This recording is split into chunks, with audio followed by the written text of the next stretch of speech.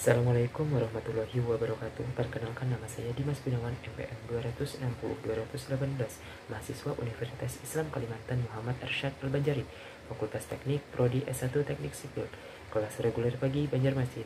Di kesempatan kali ini saya ingin mempresentasikan tugas PowerPoint saya yang berjudul Penegakan Hukum yang Berkeadilan di Indonesia.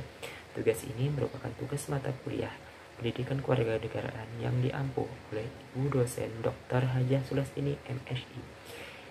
Baik, langsung saja kita simak video berikut ini. Baik, langsung saja kita memasuki ke pembahasan yang pertama, yaitu pengertian penegakan hukum. Penegakan hukum adalah proses dilakukannya upaya untuk tegaknya atau berfungsinya norma-norma hukum secara nyata sebagai pedoman perilaku dalam lalu lintas atau hubungan-hubungan hukum dalam kehidupan bermasyarakat dan bernegara. Ditinjau dari sudut subjeknya, penegakan hukum itu dapat dilakukan oleh subjek yang luas dan dapat pula diartikan sebagai upaya penegakan hukum oleh subjek dalam arti yang terbatas atau sempit. Dalam arti luas, proses penegakan hukum itu melibatkan semua subjek hukum dalam setiap hubungan hukum. Siapa saja yang menjalankan aturan normatif atau melakukan sesuatu atau tidak melakukan sesuatu dengan mendasarkan diri pada norma aturan hukum yang berlaku, berarti dia menjalankan atau menegakkan aturan hukum. Sedangkan dalam arti sempit, dari segi subjeknya itu, penegakan hukum itu hanya diartikan sebagai upaya aparatur penegakan hukum tertentu untuk menjamin dan memastikan bahwa suatu aturan hukum berjalan sebagaimana seharusnya. Dalam memastikan tegaknya hukum itu, apabila diperlukan, aparatur penegak hukum itu diperkenankan untuk menggunakan daya paksa. Pengertian penegakan hukum dapat pula ditinjau dari sudut objeknya, yaitu dari segi hukumnya. Dalam hal ini, pengertiannya juga mencakup makna yang luas dan sempit. Dalam arti luas, penegakan hukum itu mencakup pula nilai-nilai keadilan yang terkandung di dalamnya, bunyi aturan formal maupun nilai-nilai keadilan yang hidup dalam masyarakat. Tetapi, dalam arti sempit, penegakan hukum itu hanya menyangkut penegakan peraturan yang formal dan tertulis saja. Konsep dan urgensi penegakan hukum yang berkeadilan. Thomas Hobbes 1588 sampai 1679 Masehi dalam bukunya Leviathan pernah mengatakan Homo homini lupus.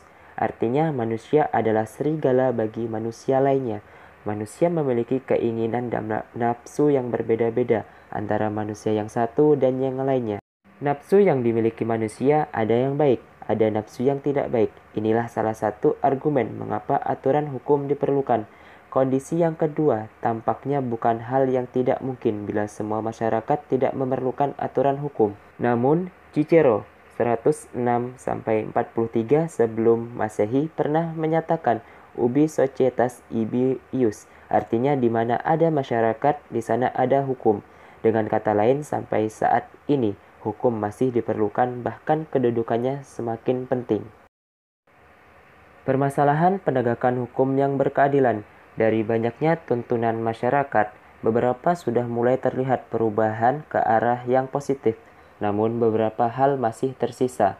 Mengenai penegakan hukum ini, hampir setiap hari media massa baik elektronik maupun cetak menayangkan masalah pelanggaran hukum, baik terkait dengan masalah penegakan hukum yang belum memenuhi rasa keadilan masyarakat maupun masalah pelanggaran HAM dan KKN.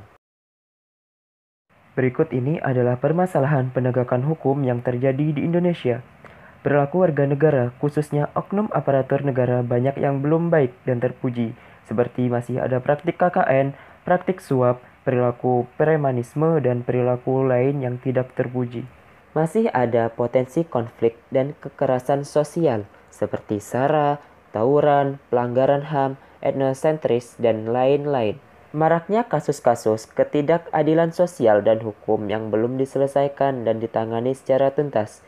Penegakan hukum yang lemah karena hukum bagaikan pisau yang tajam ke bawah tetapi tumpul ke atas.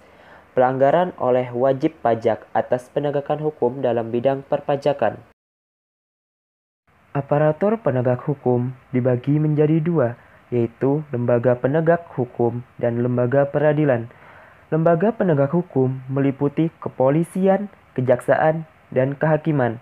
Sedangkan lembaga peradilan meliputi peradilan agama, peradilan militer, peradilan tata usaha negara, dan peradilan umum.